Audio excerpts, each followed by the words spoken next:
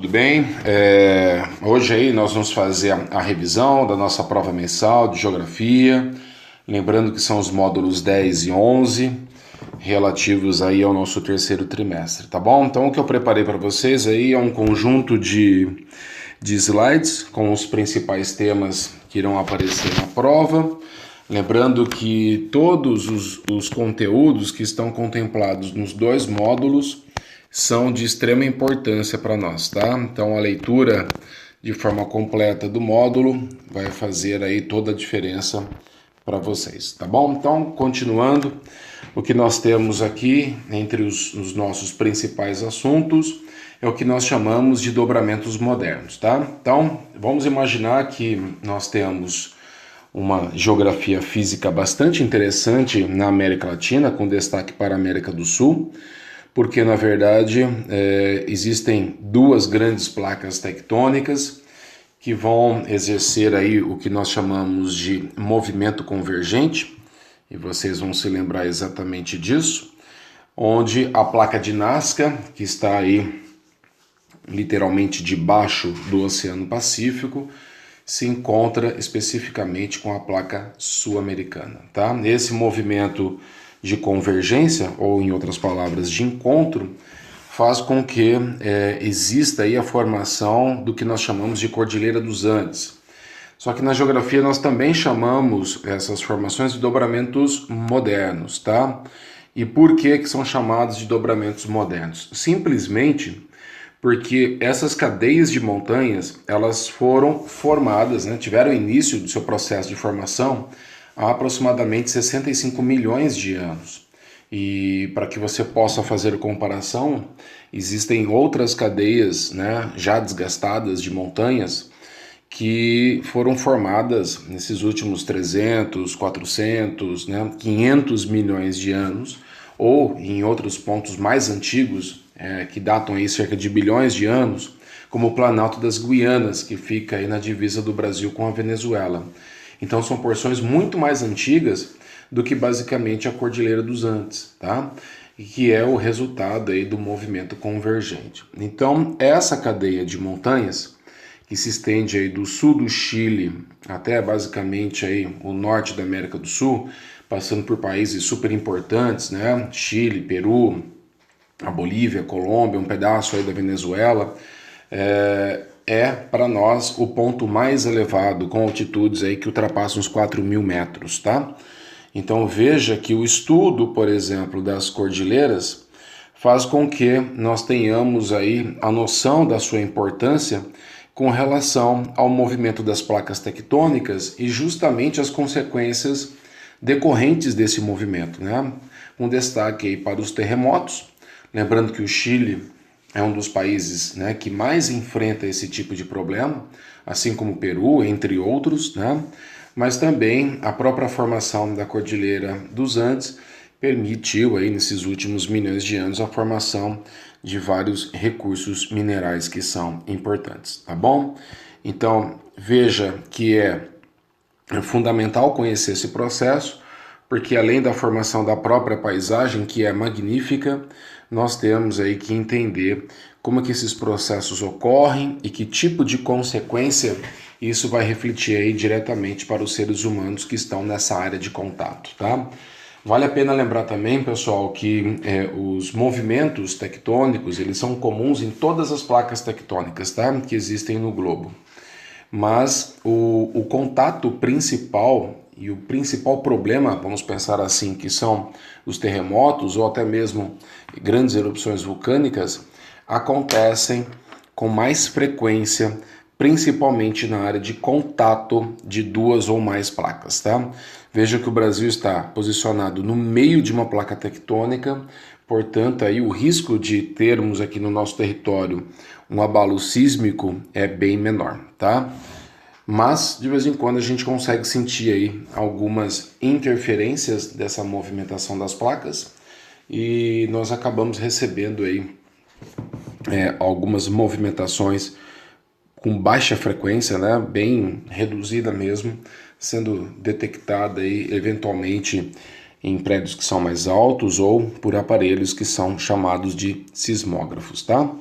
Um outro assunto que vai aparecer na nossa prova são os tipos climáticos. Olha que diversidade incrível que a América do Sul, né, e um pedaço aí da América Central que esse mapa mostra, vai possuir. Então nós temos climas do equatorial, do tropical, o subtropical, climas temperados, né?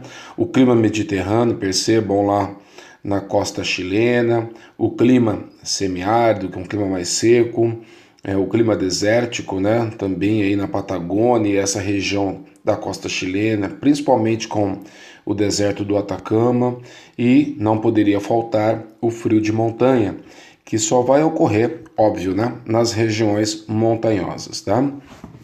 O que a gente precisa lembrar? Que essa formação da diversidade climática, ela existe em decorrência de vários fatores.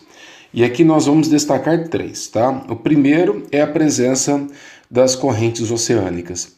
Veja que nós temos a corrente de Humboldt, que vai banhar aí o oceano, né, através do Oceano Pacífico, a costa chilena, a porção oeste da América do Sul.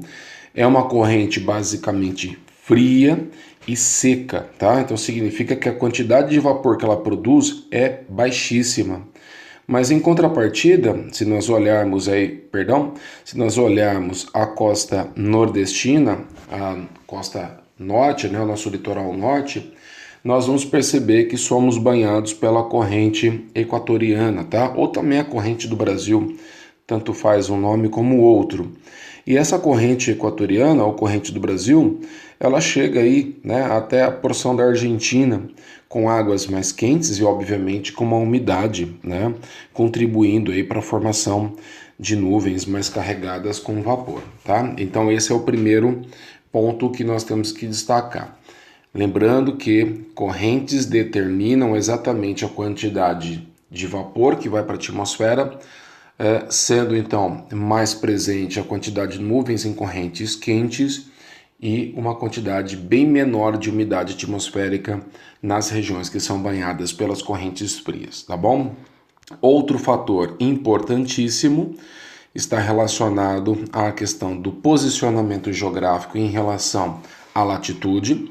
Então perceba que a América Latina ela é basicamente cortada pela linha do Equador e o Trópico de Capricórnio, tá?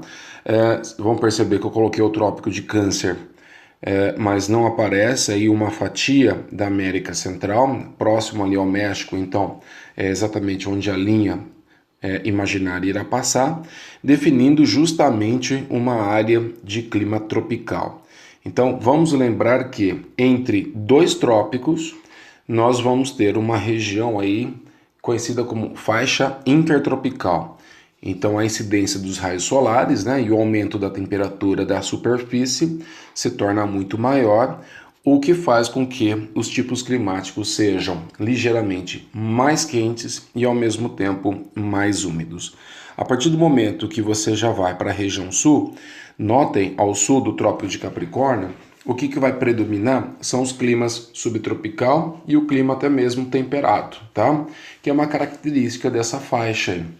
Nós estamos na faixa temperada sul, onde as temperaturas são mais baixas e nós temos aí, até diga-se passagem, uma distribuição mais homogênea das chuvas, tá? Mas é interessante notar que esses dois não são os únicos fatores. Um terceiro fator que vai se apresentar é a questão da altitude. Então, em áreas que são muito mais elevadas pela presença da Cordilheira dos Andes, nós vamos encontrar aí, né, queda de temperatura e a deposição, por exemplo, de neve, né, através das nevascas que se depositam principalmente nos topos das montanhas que formam a Cordilheira dos Andes. Tranquilo, pessoal? Na sequência, ainda no mesmo assunto, nós vamos ter aí algumas perguntas que questionam essa relação, né? Mas no sentido de uma leitura mais gráfica. Então percebam, pessoal, que os climogramas eles ajudam a entender a variedade de chuva que é distribuída ao longo do ano em diferentes regiões do continente e ao mesmo tempo perceber essa variação de temperatura. Então, para facilitar o nosso entendimento, eu trouxe aqui para vocês 4 exemplos, tá? O primeiro climograma, que é este, ele é um climograma do hemisfério norte, tá? Então perceba que ele está retratando, inclusive, um clima temperado, tá bom? Com uma excelente distribuição de umidade ao longo do ano e com uma grande amplitude térmica. Aonde que está a amplitude térmica? Na variação de temperatura entre o mês 1 e o mês 7. Observem, tá?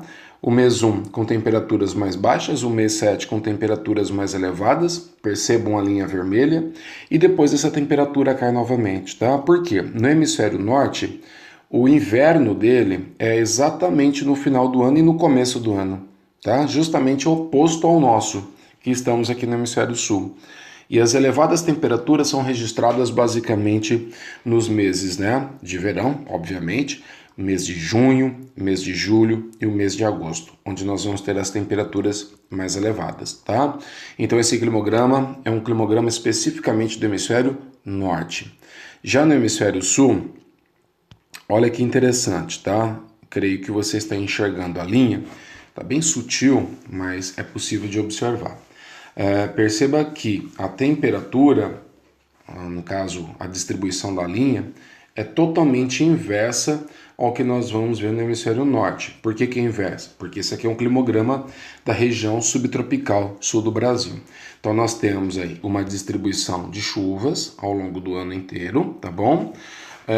Nós temos também uma amplitude térmica, entretanto as menores temperaturas são registradas no nosso inverno, que é justamente os meses, né, 6, 7 e 8, e nós vamos perceber que as temperaturas são mais elevadas nos meses 1, 2, né, 11 e 12, por exemplo, que é o nosso verão. Fechou? Lembrando que o verão começa dia 21 de dezembro e vai até o dia 21 de março, tá? Mas as temperaturas já voltam a subir na estação da primavera e começa a cair na estação do outono, tá bom, pessoal? Vamos lembrar disso. Aqui nós temos outros exemplos, mas lembre-se, climogramas, tá? Tipos climáticos, também ajudam a entender quais são as paisagens vegetais que ocorrem exatamente em diferentes tipos climáticos. Então veja, na região, né, do clima subtropical aqui do Brasil, são as florestas, né, temperadas ou a floresta subtropical. Um destaque para nós aqui no Brasil são as florestas de coníferas, né, basicamente aí exploradas, né, o que restou aqui para nós hoje um pouco menos aí de 6, 5%. Aqui é um climograma que mostra a savana brasileira, no caso é o nosso cerrado.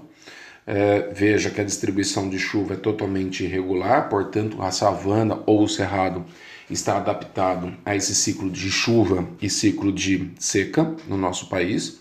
Então o clima tropical ele abrange exatamente o centro do país. Depois nós vamos perceber aqui um clima equatoriano da região da Venezuela, com uma excelente distribuição de chuva, né, e uma amplitude térmica bem pequena, onde as florestas equatorianas, né, a floresta amazônica, se adapta muito bem.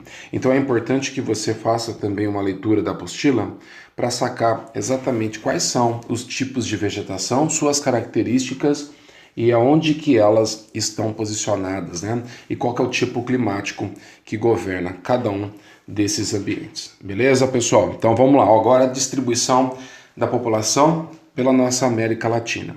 Primeiro fator aí importante, primeira informação, é lembrar que 80% da população latino-americana vive em cidades. E isso faz com que nós tenhamos uma distribuição totalmente irregular.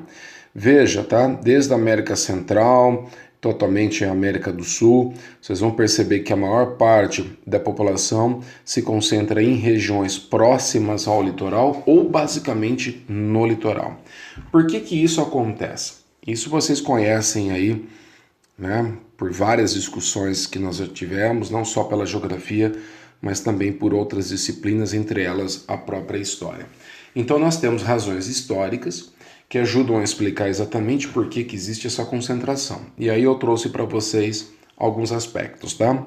Primeiro, o processo de colonização, que se deu por via marítima, tá? Tanto pelos espanhóis, franceses, holandeses e para nós aqui no Brasil os portugueses, entre outras, né, nacionalidades que tiveram esse avanço aí no processo de colonização. Outra coisa que nós podemos destacar, né, é a questão do comércio, que se dá basicamente por via portuária. Então, os portos localizados em áreas litorâneas ajudaram a desenvolver essas cidades, né? E aí, finalizando, as primeiras cidades, tanto do Brasil quanto em outras regiões aí da América Latina, né? Veja, por exemplo, no litoral chileno você tem Valparaíso, aqui no Peru você tem Lima, né?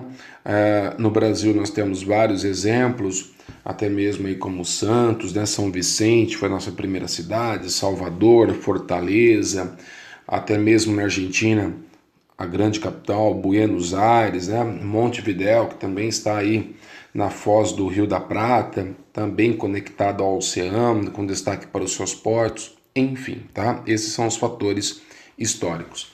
Dentro das razões geográficas, a gente destaca a abundância de recursos litorâneos, tanto quanto água em abundância, porque a maioria dos rios correm para o litoral, então encontrar água doce potável, na maioria das vezes, principalmente no passado, era algo super comum e fácil de se obter. Lembrando que os oceanos também fornecem recursos interessantes, tais como o próprio sal e, obviamente, a proteína, né, derivada aí dos pescados, né? Muito bem. Além disso, condições climáticas que são mais favoráveis, com destaque para a menor amplitude térmica, um conforto climático mais agradável.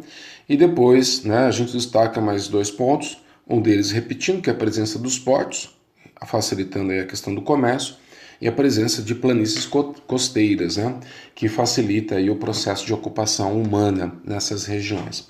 É lógico que conforme os anos, as décadas e os séculos vão passando, a ocupação do litoral fica extremamente saturada e o que resta então para a população de maneira geral é buscar outras regiões em porções do interior de cada um dos seus países, tá?